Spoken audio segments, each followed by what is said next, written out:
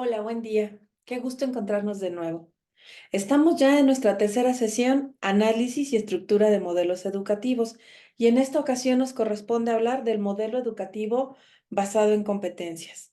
Antes de iniciar con este contenido, me gustaría hacer una distinción muy importante.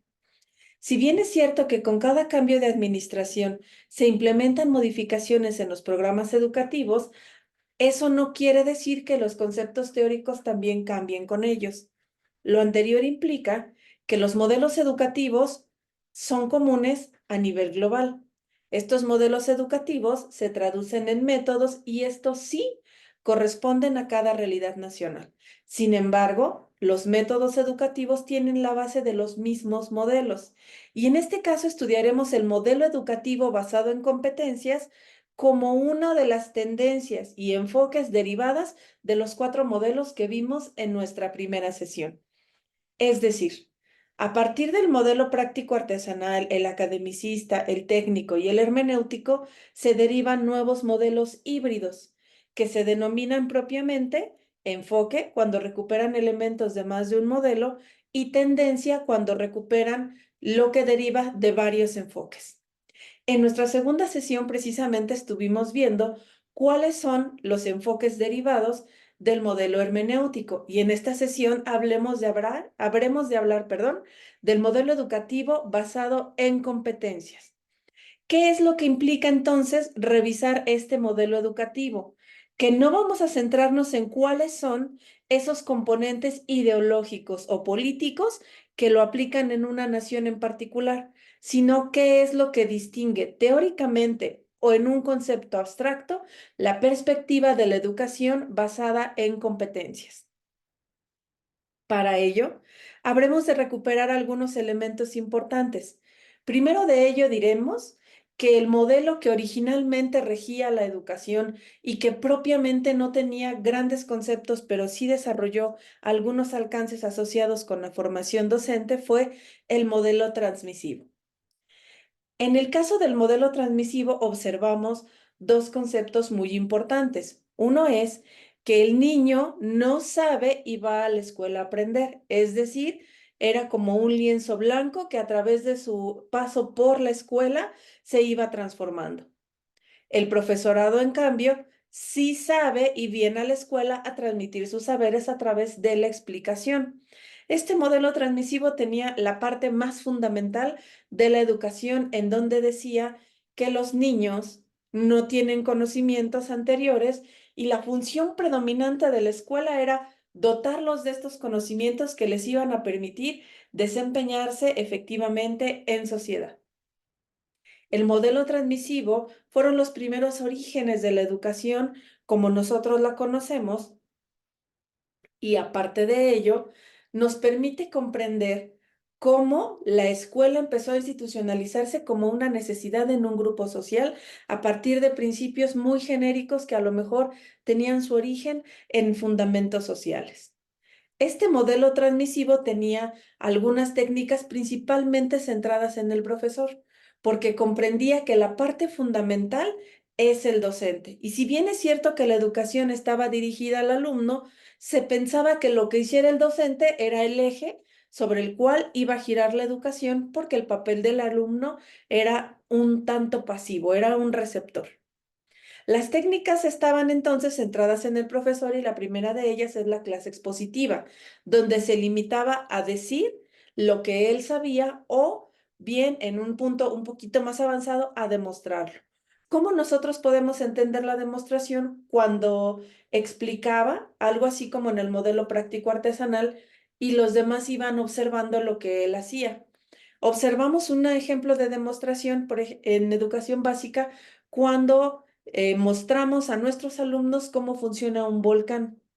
Si ellos hacen el experimento del volcán y lo ejecutan, no es una demostración, pero si el profesor lleva una maqueta de un volcán y lo ejecuta él mismo, estamos ante una demostración. Encontramos aún la demostración existiendo, por ejemplo, en nivel superior, cuando nos quieren enseñar las partes del cerebro, pueden llevar un esquema que tenga los nombres e irnos mostrando cuál es su ubicación. Una tercera técnica centrada en el profesor es la lectura dirigida, donde él va indicando cuál es el alumno que corresponde que lea y después él nuevamente es el responsable de poder coordinar cómo es que se desarrollan los contenidos o explicar en qué consiste esta lectura. Y una cuarta técnica centrada en el profesor es el dictado, que es cuando en lugar de decirlo o mostrarlo a través de un texto, pide que el alumno lo coloque en su cuaderno de notas. Estas técnicas, como podemos ver, no han desaparecido en su totalidad de la educación en general y en todos los niveles. Son técnicas centradas en el profesor que tienen sentido solamente si los vemos desde el modelo transmisivo y no quiere decir que no tengan cierta utilidad dependiendo del objetivo que vayamos a perseguir, pero hablando del modelo transmisivo, eran las únicas que podían considerarse como válidas. En la actualidad sabemos, sin embargo, que ya hay una gran variedad de técnicas y que estas serían las básicas cuando estamos abordando un conocimiento nuevo, pero serían nuestra entrada de banda para desarrollar otras mucho más complejas. Este modelo transmisivo después dio paso a otros modelos que nosotros ya vimos que pueden ser técnicos, derivados del modelo tecnicista, como el caso de los objetivos conductuales, que también puede tener una carga hermenéutica. Y este modelo de objetivos conductuales es lo que nosotros veíamos como los principios del conductismo a través, por ejemplo, de Skinner o de Pavlov. Y entonces se caracterizaba porque a diferencia del transmisivo que se centraba mucho en los contenidos, el modelo de los objetivos conductuales se centraba en los objetivos. Es decir, no basta con la apropiación del conocimiento, sino que ese conocimiento nos debe llevar a una conducta. Y aquí es donde observamos un salto muy importante en el modelo de los objetivos conductuales. No es suficiente con que el alumno conozca, sepa o se apropie de un contenido. Es importante que demuestre que además de saber el contenido, puede ejecutar un comportamiento observable o cuantificable derivado de su aprendizaje. Y entonces los objetivos tienen ciertos atributos. Son conductas observables, medibles y evaluables. Quizás estamos empezando a ubicar aquí cuál es su principal limitante y es que se centra en el comportamiento y deja de lado estos procesos cognitivos que también vimos son fundamentales. Sin embargo, es un avance muy importante con respecto al modelo transmisivo porque nos dice qué debe alcanzar el alumno a través de actividades que, siendo varias y repetitivas, logran el aprendizaje. Esto implica que puede haber una diversidad de técnicas, pero que si esta técnica no es suficiente para alcanzar la conducta esperada, entonces tiene que repetirse hasta lograrlo. Las aproximaciones sucesivas, sin duda alguna, son un elemento constantemente presente en los objetivos conductuales.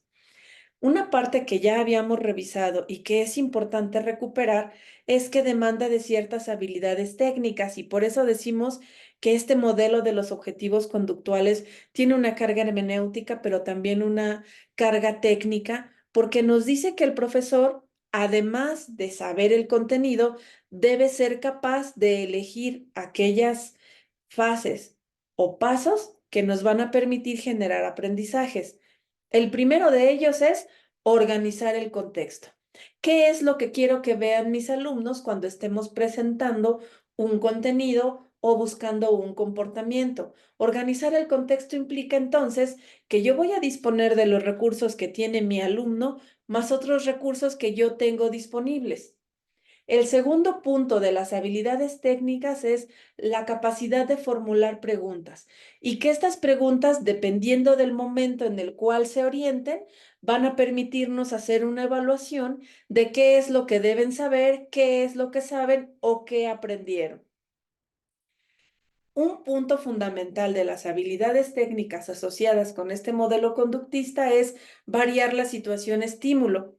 Ya habíamos dicho que un estímulo es todo aquello que es percibido a través de los órganos de los sentidos. Y cuando decimos variar el estímulo, lo que estamos buscando es que el alumno no siempre perciba lo mismo cuando está llevando a cabo esta sesión. Eso nos va a obligar entonces a que como profesores busquemos maneras en las cuales los estímulos que presentemos a los alumnos sean siempre diferentes y permitan mantener su atención durante periodos de tiempo muy prolongados. Después de que se varía la situación estímulo, lo que nosotros vamos a tener como finalidad importante es conducir a la síntesis y lograrla.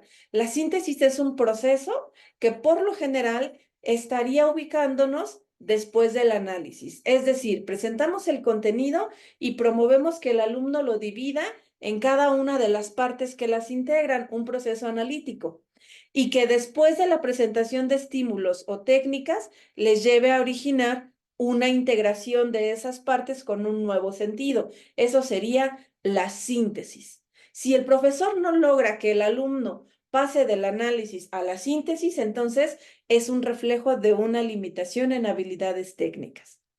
Una vez que el alumno ha logrado la síntesis, entonces viene el proceso de evaluación, que es realizado por el docente.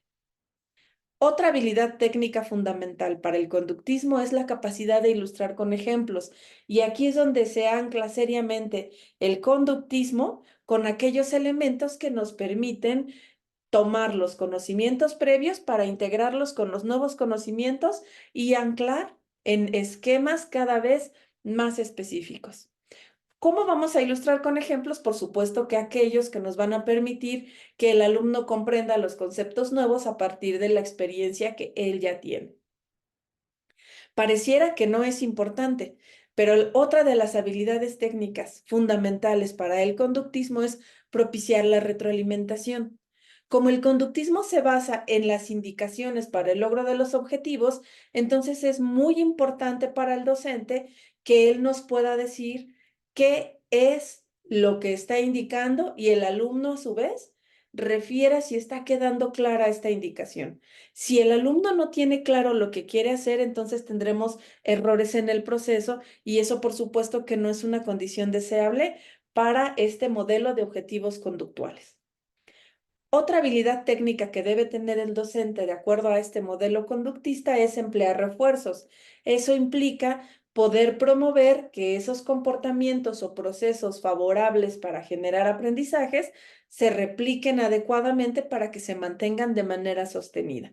Y finalmente, una habilidad técnica del profesor que trabaja por un modelo de objetivos conductuales es favorecer experiencias integradas de aprendizaje y facilitar la comunicación.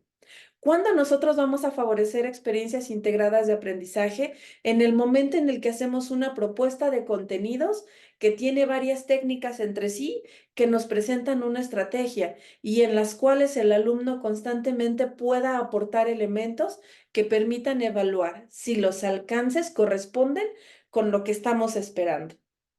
Observamos entonces que las habilidades técnicas de un profesor que trabaja por objetivos conductuales son muy importantes y que incluso a veces es difícil tenerlas todas, aun cuando estamos trabajando con otros modelos.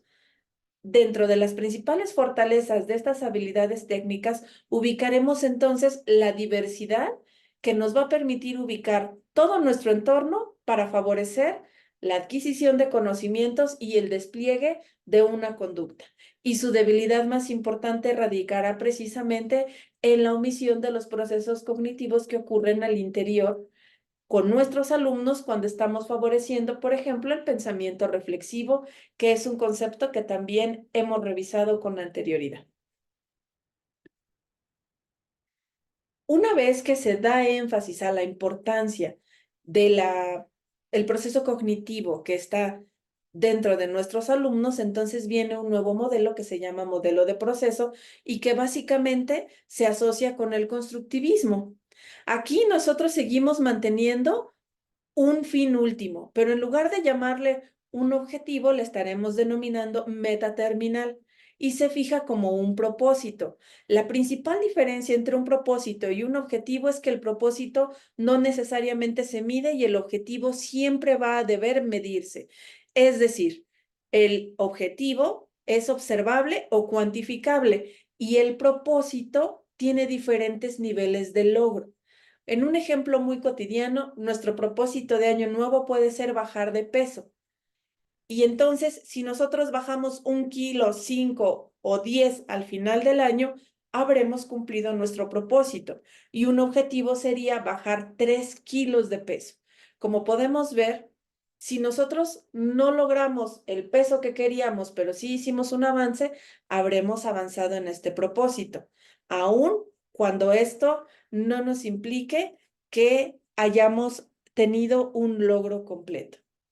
También hemos observado que a partir de lo que nosotros estamos realizando, podemos constituir el conocimiento a partir de la mediación del docente, que es el que construye las estrategias que permiten al alumno llevar a cabo esos procedimientos que nos favorecen en los aprendizajes de nuestros alumnos.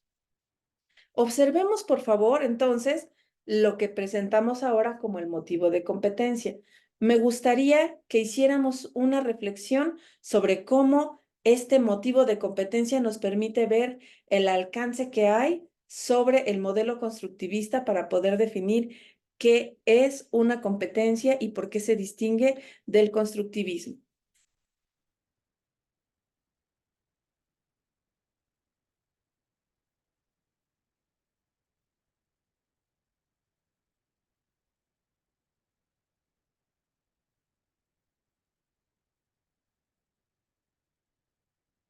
Aunque pareciera un tema relativamente nuevo, el enfoque por competencias no surge hacia los años 2000 como nosotros creemos o vemos que puede ocurrir.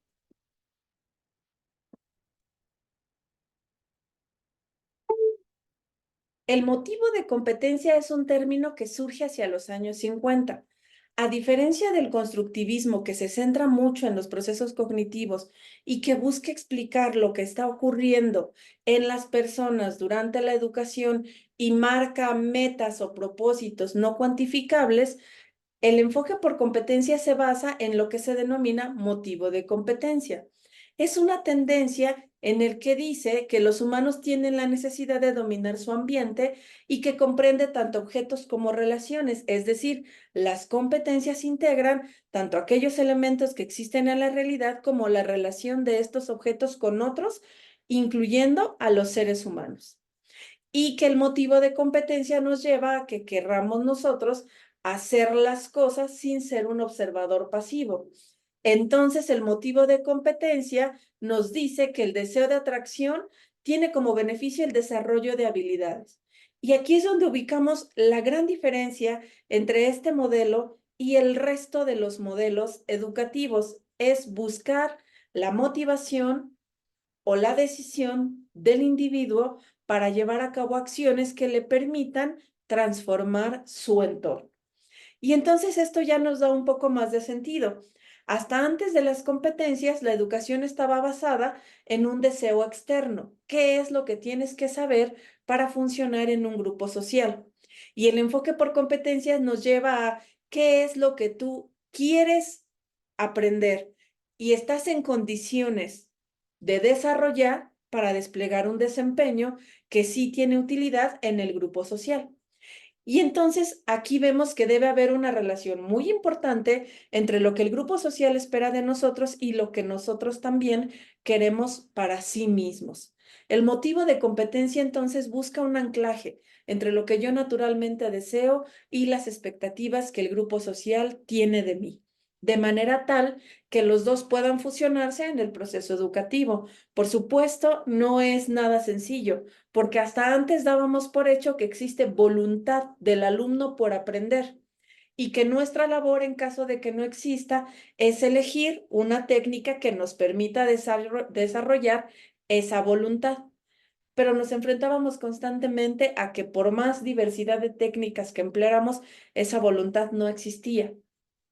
Y entonces el motivo de competencia nos invita a pensar, ¿qué es lo que tú quieres hacer en tu entorno y cómo podemos integrarlo con lo que se espera de ti en los procesos de aprendizaje? Y a esto se le denominó motivo de competencia y tiene su origen entonces hacia los años 50.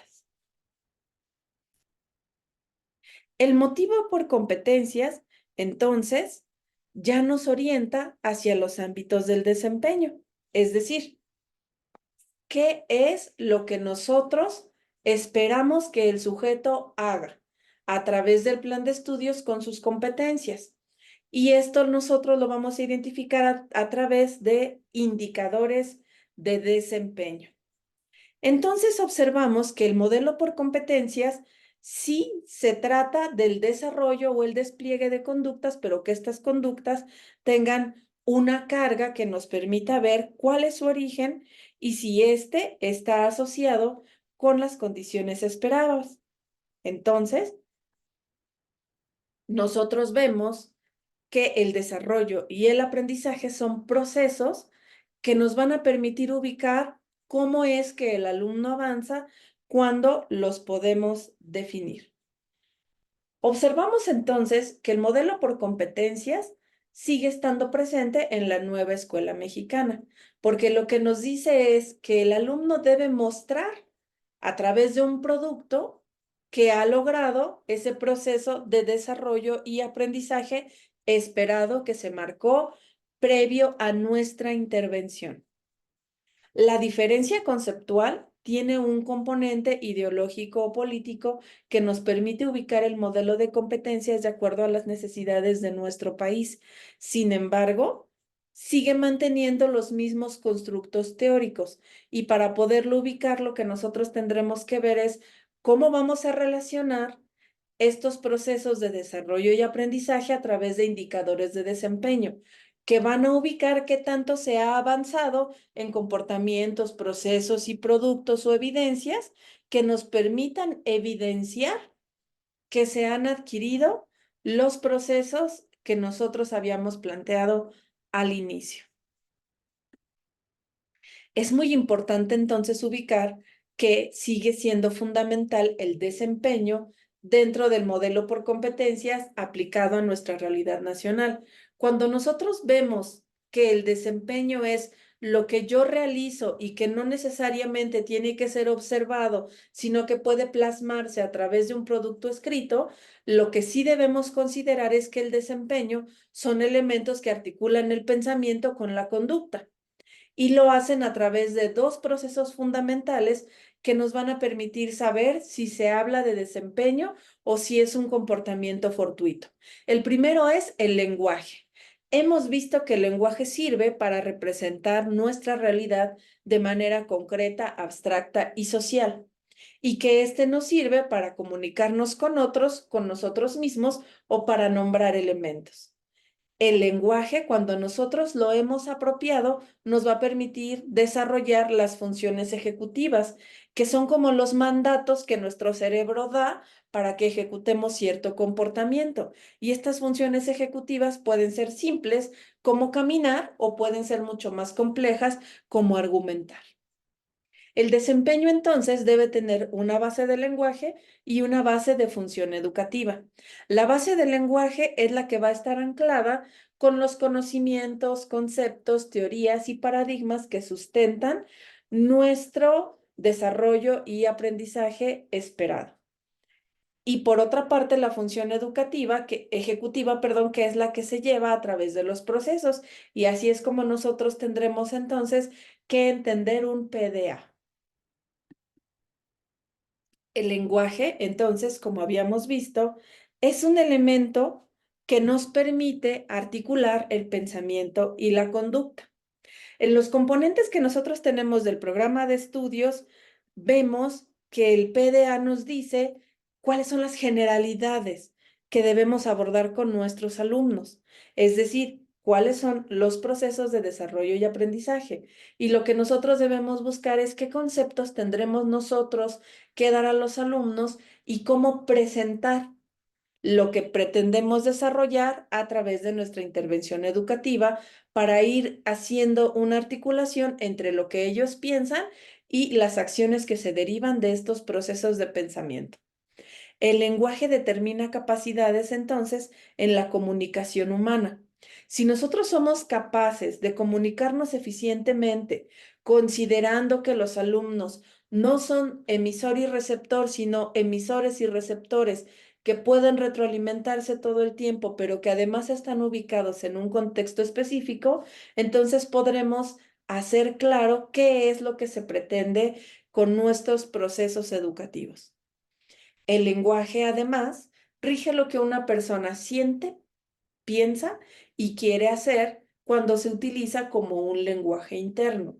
Entonces tendremos que garantizar que sus conocimientos previos sean suficientes para que su lenguaje interno pueda armonizarse con los nuevos contenidos, constructos y comportamientos para que a través del proceso que nosotros diseñamos podamos llegar a las metas esperadas.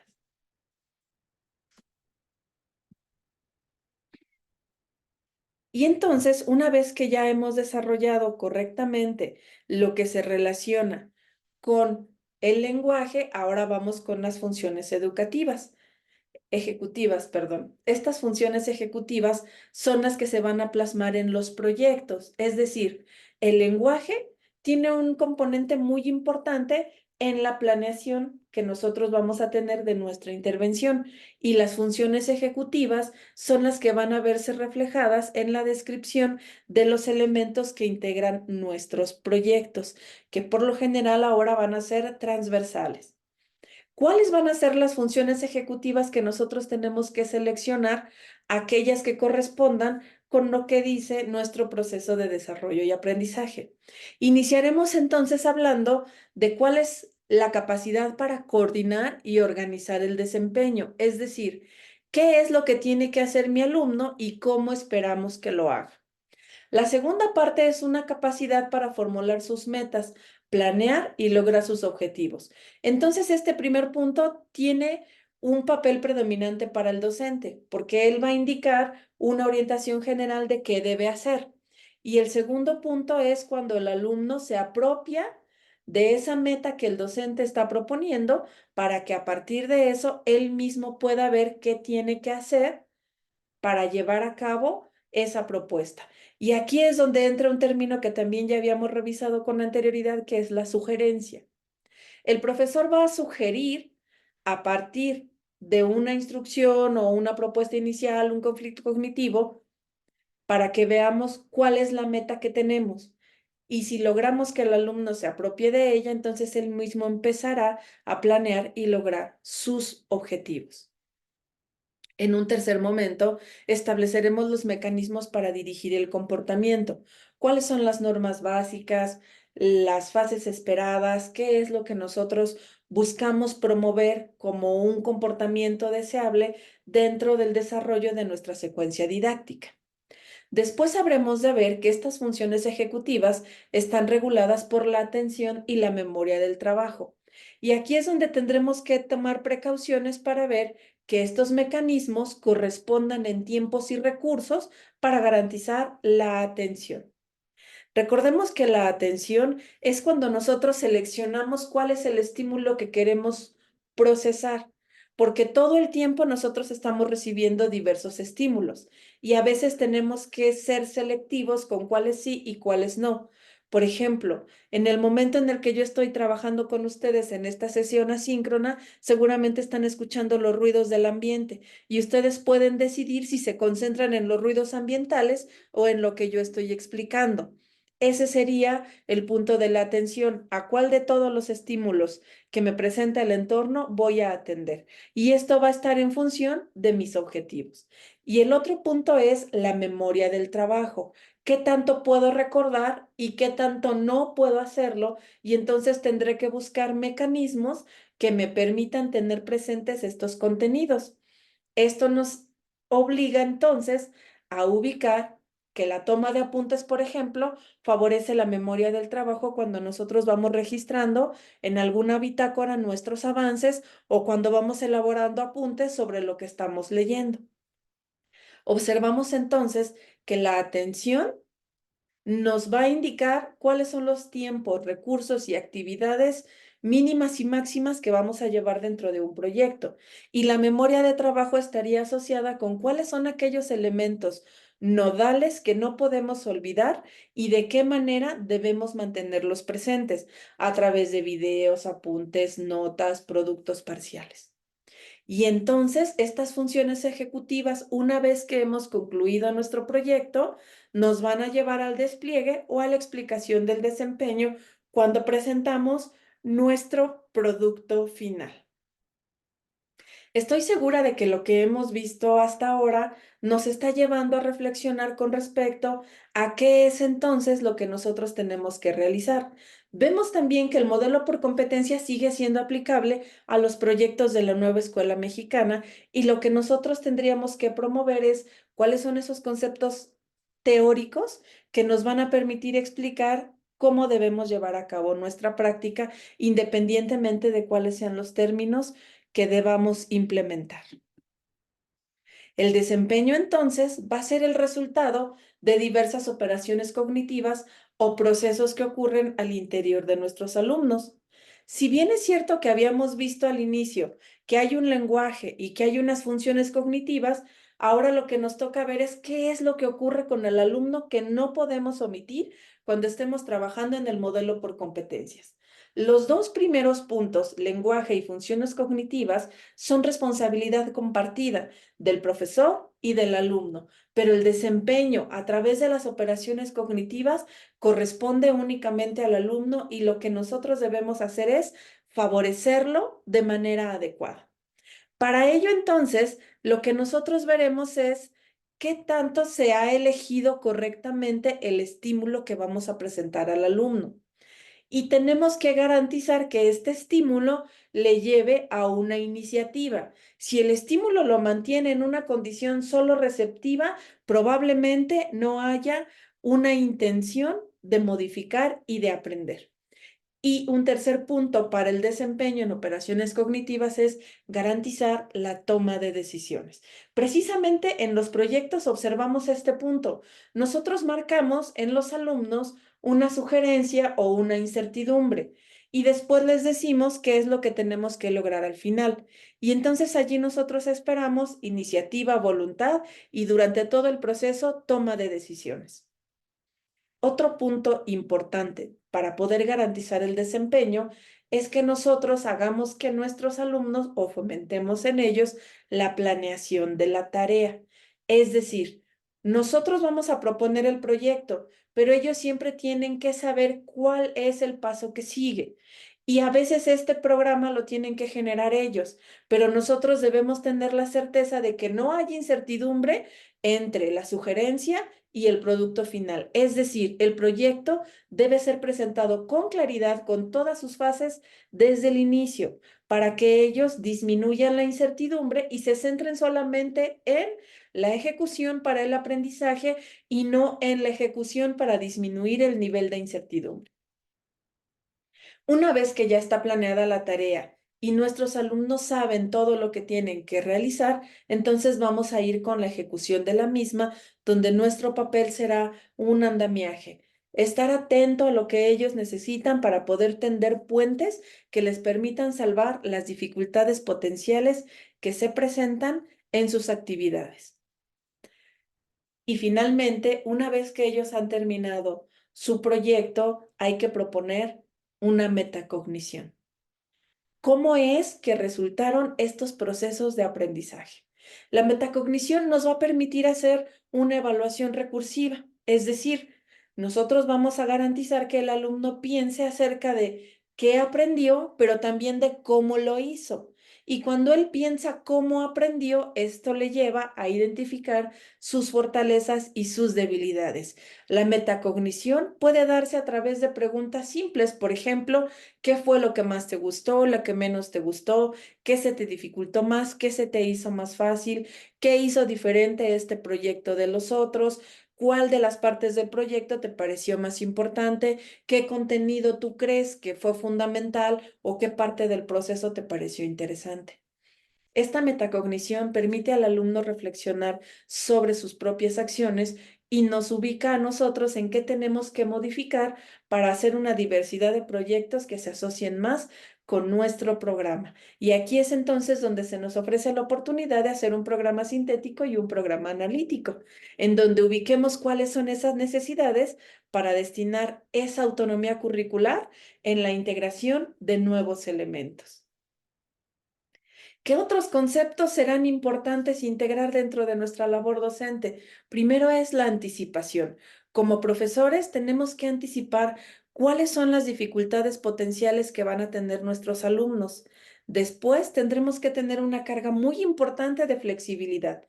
Es decir, posiblemente las decisiones que nosotros tomamos en la fase de planeación de las tareas no necesariamente correspondan con los resultados que estamos obteniendo y entonces tenemos que hacer un ajuste.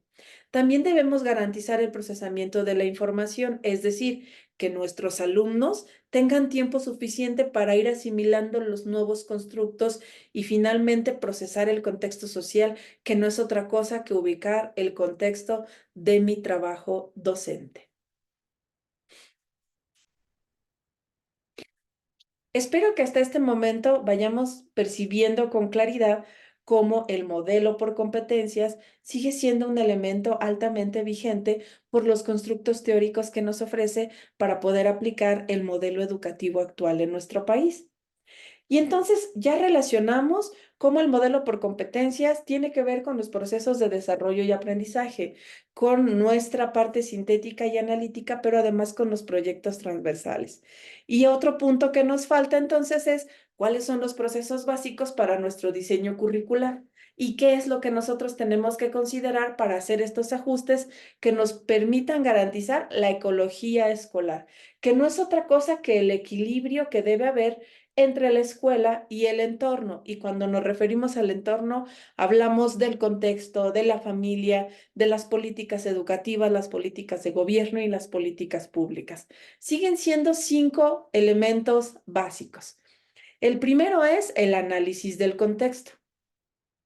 ¿Cuál es mi situación actual? Y en función de esto, ¿cuál es el futuro posible al que yo puedo acceder a través de mi intervención? El segundo es un análisis teleológico y filosófico.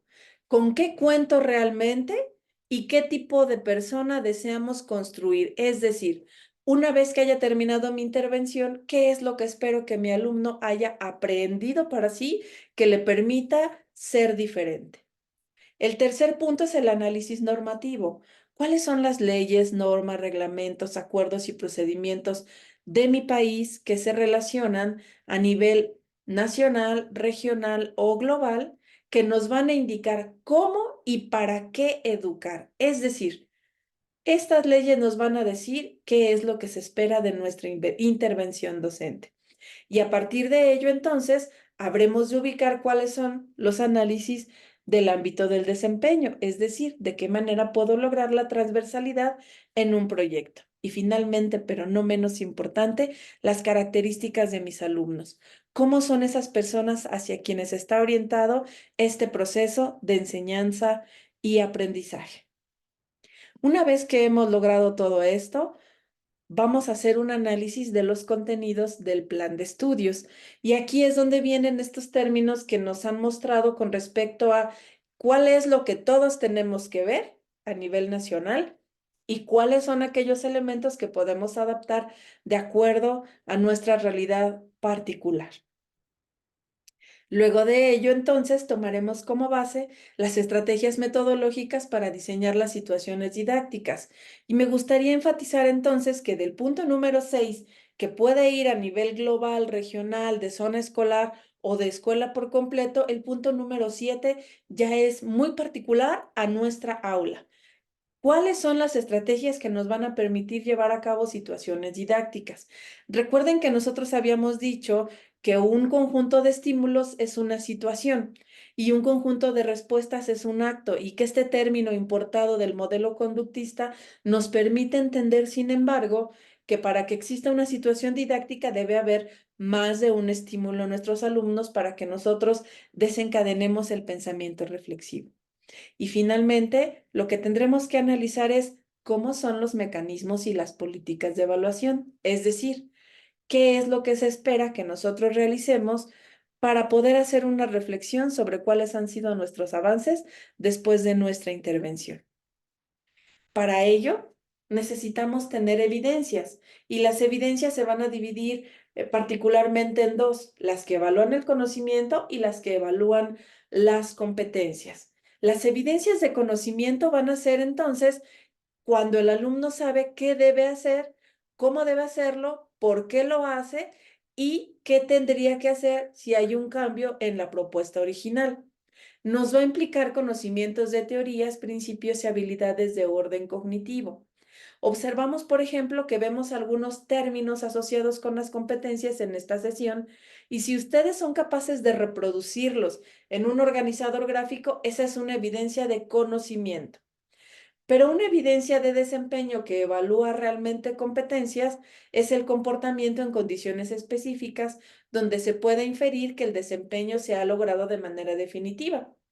En este desempeño se debe hacer evidente el dominio de conocimiento, es decir, si nosotros preguntamos qué es un proyecto en términos del modelo por competencias y cómo puede aplicarse en su realidad en el aula, entonces eso va a ser una evidencia de desempeño, porque tenemos que verificar que el conocimiento sobre proyectos y competencias es claro y que una vez que éste ya ha sido aprendido por ustedes, pueden desplegarlo en una realidad específica y esa sería una evidencia de desempeño.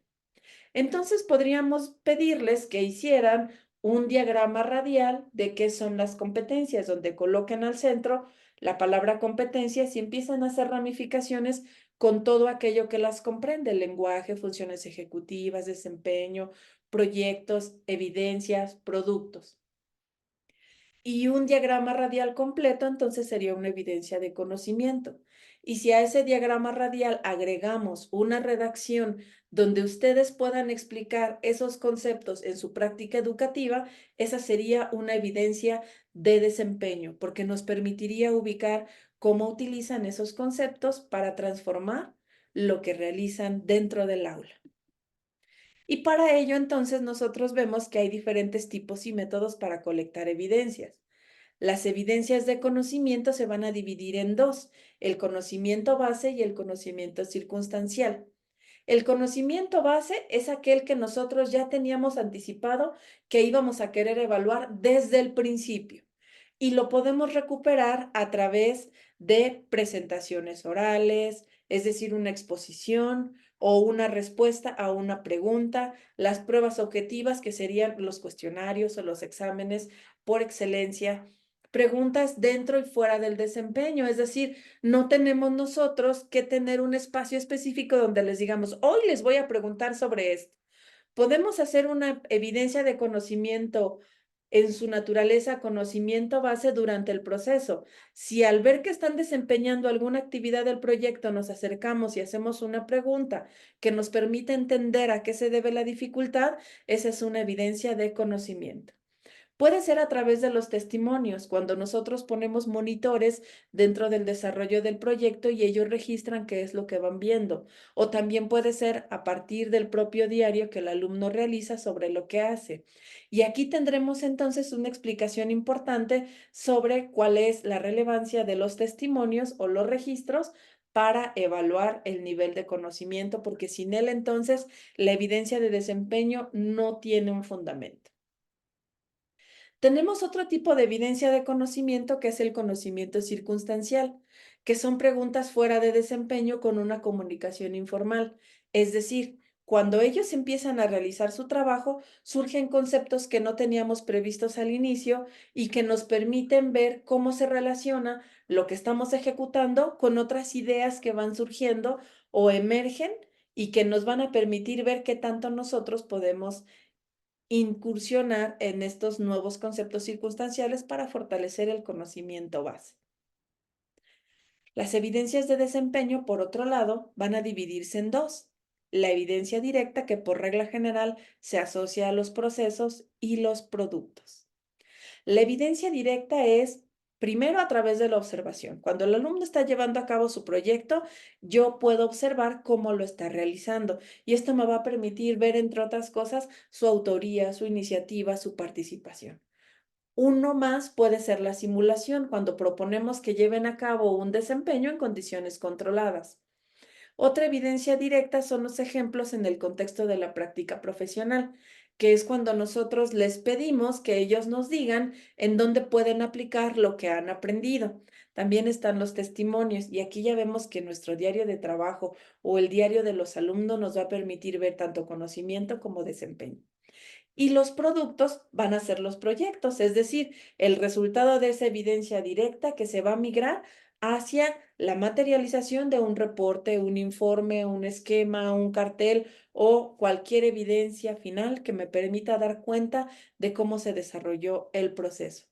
Otro producto puede ser el análisis del estudio de casos. Cuando nosotros presentamos un caso que nos va a permitir poner en evidencia cuáles son aquellos elementos que hagan obligadamente un despliegue del conocimiento aplicado, la resolución de problemas o cualquier otro. Como ustedes pueden ver, todos los contenidos que hemos visto hasta ahora nos permiten entender algunos elementos de nuestra realidad actual. Y para cerrar entonces, diremos que cuando estamos trabajando en este modelo por competencias, nosotros no vamos a tener solo técnicas centradas en el profesor, también tendremos técnicas centradas en el grupo o técnicas centradas en el alumno. Las centradas en el grupo pueden ser asambleas, diálogos públicos, entrevistas. Y las centradas en el alumno pueden ser discusión en equipos, discusión guiada, exposiciones y proyectos. Entonces, este enfoque por competencias nos da una tríada muy interesante, donde cada técnica puede tener tres diferentes aplicaciones, centrada en el profesor, en el grupo cuando estamos trabajando de manera conjunta o en el alumno cuando estamos propiciando el desarrollo cognitivo y los procesos de lenguaje y funciones ejecutivas a nivel individual. Espero que los contenidos de esta sesión les permitan a ustedes anclar su realidad con las acciones que estamos viendo en el actual modelo educativo en nuestro país y que además favorezcan la generación de nuevos elementos en su intervención educativa. Los voy a invitar a leer el documento anexo para que observemos cómo la educación por competencias es el resultado del análisis de la importancia de los productos en un grupo social. Me dio mucho gusto nuevamente tener la oportunidad de saludarlos. Les reitero, soy la doctora Alejandra Bernal Hernández. Les deseo un excelente día. Hasta luego.